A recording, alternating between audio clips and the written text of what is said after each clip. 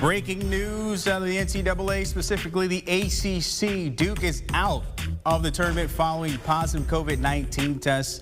The Blue Devils coming off that win against Louisville, of course, looking to improve their spot of possibly making the field to 68. That is no longer the case. They were set to play Florida State later today, but of course that's not going to happen after positive tests there in the program.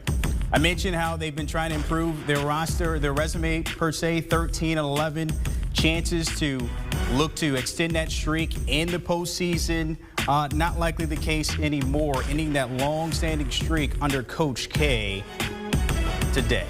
Let's look at the bracket, of course. As I mentioned, supposed to play Florida State. That would have been the first matchup of the season. Others will still continue to go, but you got to start to wonder about Louisville as well, who they just played, contact tracing as we move further into the postseason in the ACC alone. All right, let's bring in our Matt Norlander. And Matt, this, of course, is coming down moments ago. Your reaction to this with Duke? Yeah, a source that confirmed not only that Duke has a positive COVID test and therefore it is out of the ACC tournament. Source just confirmed to me as we're going on the air here. This is actually Duke's first positive COVID test among all players and all coaches in its program since the pandemic began. The timing is brutal, so unfortunate. This is the exact kind of scenario, by the way, in talking, I mean, I flash back to conversations I had with conference commissioners, athletic directors, and coaches in the preseason when we talked about the fact that the conference tournaments were going to butt up right against the Selection Sunday reveal of the bracket here. You were always tempting fate with this exact scenario. Now with Duke, it's not in the midst of a season where it's chasing a #1 or a #2 seed. It's uniquely in a situation which it's never in, where it was chasing an at-large bid. This clearly knocks Duke out of the NCAA tournament conversation. It does not have the resume to get in. It does not have a resume, in my opinion, to be even close to be getting in. So the fact that it's going to lose the chance against Florida State doesn't mean that the committee is going to suddenly say, well, what could have been? Let's look at what they did. They don't have the numbers. Duke will not be in the NCAA tournament. A streak that dates back to the mid-1990s is now going to be over. Duke will be an NIT team at best, and we even await to see what its future is in that regard as well. So this is clearly a devastating blow for a Duke team that did look really good, by the way, against Louisville and had a healthy chance against a quality but certainly beatable Florida State team. Of course, that won't be the case there, as you mentioned there. But if you're looking at this from Louisville's side of this, the last team to play Duke, if we're talking about contact tracing, if I'm right, the Louisville is it's an 11 seed according to our Jerry Palm heading into next week or whatnot. If you're looking at them, how could they be affected in their tournament run here? Well, I think hopefully they'll be okay. The big thing is that, there hasn't been proven transmission in competition. So clearly Louisville, the ACC are going to monitor the situation. That is definitely a team that you have to just keep an eye on here. I think Louisville has, by the way, from a resume perspective, it's probably going to get in, but it's not a very, very strong resume. So there's a lot of just uncertainty around that. This news has obviously, it's shaken up college basketball. My phone is right here in front of it. It's blowing up right now because it's Duke, because it's this exact situation. Duke is not the first team to suffer this fate. There have been 5 other teams in smaller conferences in the past week plus that have been eliminated from their conference tournaments due to positive COVID tests. So this is not the first time this has happened, but it's the first time that it's happened in a power conference. It's happening with Duke, and so it's going to create obviously significant and major headlines. This is the exact same reason why, in regard to Louisville or any other programs that could be, potentially in jeopardy, it's why when I polled, 40+ head coaches 5-6 weeks ago, if it was up to you, would you play in your conference tournament? 28% of them said I would not. Now, a majority did say that they would, but still, it was because of this exact situation. I would think Louisville hopefully will be okay. It's got to be certainly a bit of an anxious day in next 72 hours for Chris Mack and his program. I think that team will get in if it's cleared to go. We just have to wait and see what comes, because one last thing here, detail we've got to remember.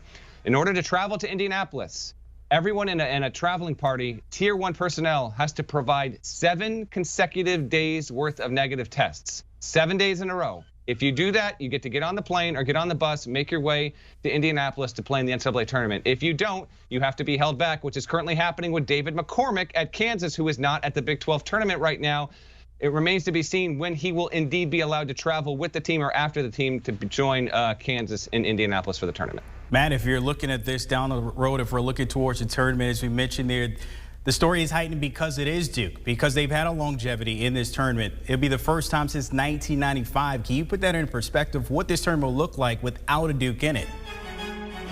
It'll be a little weird, but I have to be honest, Brandon. If there was ever an NCAA tournament that would be fine without having Duke in the field, it's this one. And the reason is there was no Duke last year, and there were no teams last year, period. I mean, this streak with Kansas that's going to continue is phenomenal. Duke going 24 seasons, Michigan State on pace to get to the tournament will join that streak as well. You know, sure, Duke is a huge draw because people either love Duke or love to root against Duke. That's just the reality of it. It's going to be weird not to have Mike Krzyzewski's team in the big dance, but we didn't have an NCAA tournament last year. And the thirst and appetite and hunger for the return of a field of 68 to hold a beautiful, clean, crisp bracket in your hands, we were 2 years removed from this. So yes, it will be a bit bizarre, but if there was ever a year where Duke not making it wouldn't seem to have a huge impact on the dance, it's the year in which we finally get a tournament after not having one a year prior. Looking ahead here, of course, they're supposed to play Florida State. What are your projections what the conference would do? Will they get a bye this week, today, or how will they handle Florida State's next game? Yes, good question. Florida State will advance into the next round and simply just not have to play Duke. So wonderful. Love the synergy here. Florida State will advance into the semis. The other 6 teams scheduled to play will continue to play as scheduled at their tip times as scheduled there. This is actually a fairly intriguing set of quarterfinal matchups here. But yes, FSU, which by the way, technically won last year's ACC tournament when it got canceled on this Thursday of conference championship week. We got a little bit of spooky deja vu in a small realm here with Duke getting knocked out. Florida State was technically the champions last season. Now it gets to advance on and we'll play the winner of what I think should be a fantastic Virginia Tech North Carolina game later on tonight. All right, they get an easy ride into the semis, not the way they wanted it there, but of course they'll take it. Matt Norlander tapping in. Appreciate on the breaking news here of Duke out of the ACC tournament. We just talked about it. Kansas, North Carolina, they can keep those streaks alive. Still alive if you're looking at UNC, but Duke, 24 coming to an end, now out of the ACC tournament and definitely out of the field 68 after just 13 wins and 11 losses on the year for Coach K. Coming up, our Tommy Trent talking to Gary Pierce, the other half of the IA College Basketball Podcast on the other side of HQ with the breaking news of Duke out of the ACC tournament. Want a sports network that delivers everything that matters about the game? The highlights, the picks, the instant analysis. No yelling, no fake debates, no politics. Hit the subscribe button and never miss a moment.